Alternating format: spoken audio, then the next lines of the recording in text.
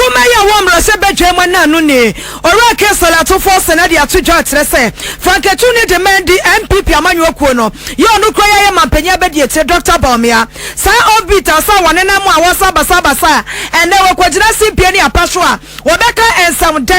ensam ato asum sabio ensam a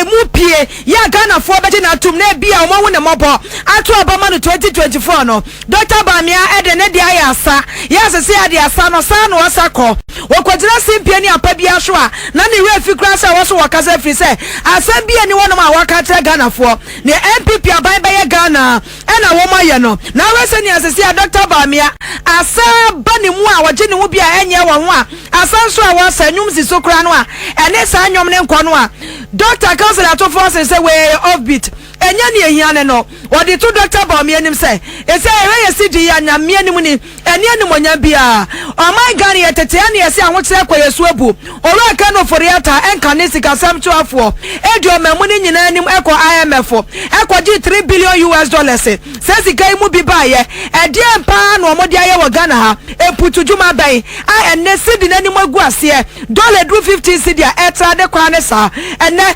ejwadifo na wona no dam omusu twajo na basa so na timamufo ena ebre etise sa yin ade wa nyina wo ho na Dr. Bawumia yi na ni dia na so oni bibi papa bia de Ghana fo ora council ato Forson say baby adru no enibre aba eti Dr. Bawumia be ma nani ada ho na wa hwe sidi na toto no di sika ba wure mama sidi na nanumonyam a anka no ba bua pa esi say na wanam a wo hunu ne wo ye ne ho a wade asanko a ena ye na dwuma a wo ye no na mampanya be de kire wo ye we. In spite of the huge inflows of foreign exchange from the IMF and the World Bank into the Ghanaian economy, and I'm talking of billions of Ghana cedis, billions of US dollars, the government's action and its management of the cedi have continued to fuel steep depreciation with no end in sight, unfortunately. So far, the decisions of the economic management team, chaired by our Vice President, Alhaji Bawumia, leaves a lot to be desired. The reality of the Ghanaian economy today exposes the credentials of the so-called economic whiz-kid, who was marketed as the savior of Ghana's economy. Alhaji Bawumia's credibility is now in tatters, completely tatters. The steep depreciation of the cedi has resulted in an increase in the prices of goods and services. As several businesses continue to revise prices upwards, this development would further worsen the plight of the already suffering Ghanaians. It is even more worrying and depressing to see constant media reports of escalating prices of goods and services as a result of traders' inability to service their loans and restock due to the rapid fall of the Ghanaian cedi. At this point, traders, especially importers, require more money to buy or import the same quantity of items that they could have previously purchased with less money. One can imagine the impact of this free fall of the cedi on businesses at Abosokai, in fact at Kokompe, Okanshi, Mokola, Kejetia, and other major business centers across the country, including Edumako. As far as this is concerned, it is also important for us to say that as for those servicing their mortgages in Ghana in dollars, whilst they earn cedis,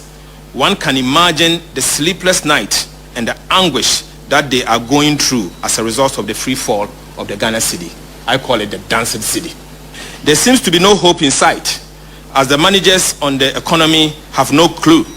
on how to address the free fall of the cedi in spite of the hype over the years. Ora council ato Forson wono ena ye dom kuma no ena anu ni ewo emrase badwam eti ene de dwadi awodro wo krom hanum se panya kono wo sika kra na de kwose adwuma mu kra ye asam ena wo bi kra na de kwa kra ne ma na to wayam sehye efiso kwa kra ne ma na abo no kofi eye ka eye ka o eye ka sonto yanto aswe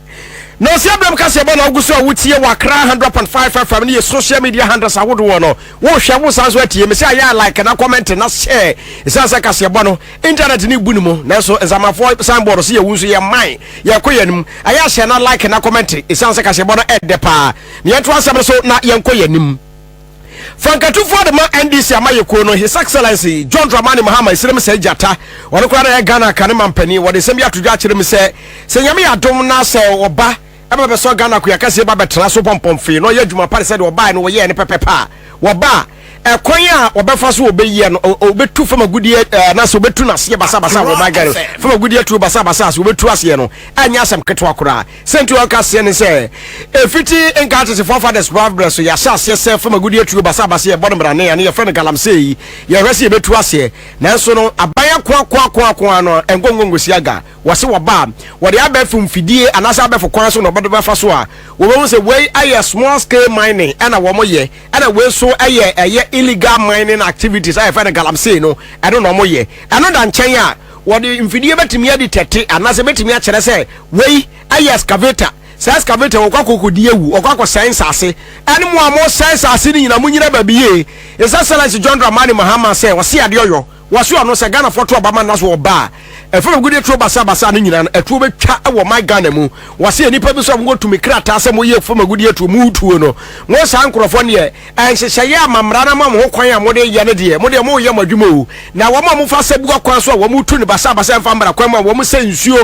na afa kwan ebrentu agodo anei nsuo kran bo to a age se Ghana fo ya brebo mpa ye bo manyam hu ye mabo no abu na ni dwe kakra de amayen ansa na nsuo na se ato no His Excellency John Dramani Mahama chem se nyame yadom na so ba ene kwan bia so no ubetu ase e wo my Ghana mu wore sanse bo nyina ade tudwa e wo University of Energy and Natural Resources e wo Sunyane wobra eye 1/3 annual transformational dialogue efa eye from a good year to anase small scale mining ho ado de sanse mo nyina to yo say empanifo katro say wiase obakofo ntimi nchen da form ani nyeye ana wo so ni nipa Ghana fo nyina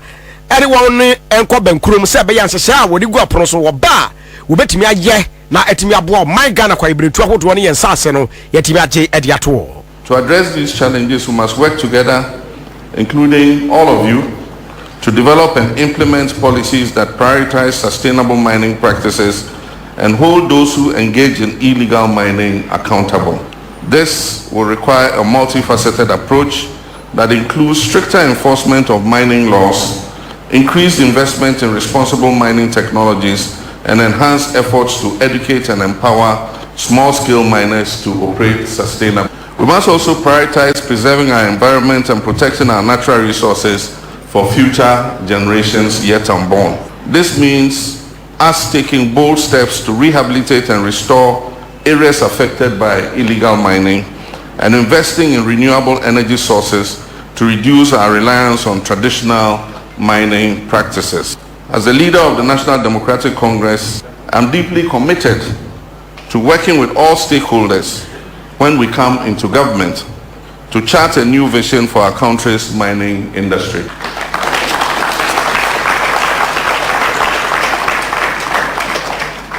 We must ensure that Ghana's natural resources are managed to benefit all our people and not just a few. Ladies and gentlemen, Mr. Council Chairman, the small-scale mining sector plays a significant role in our economy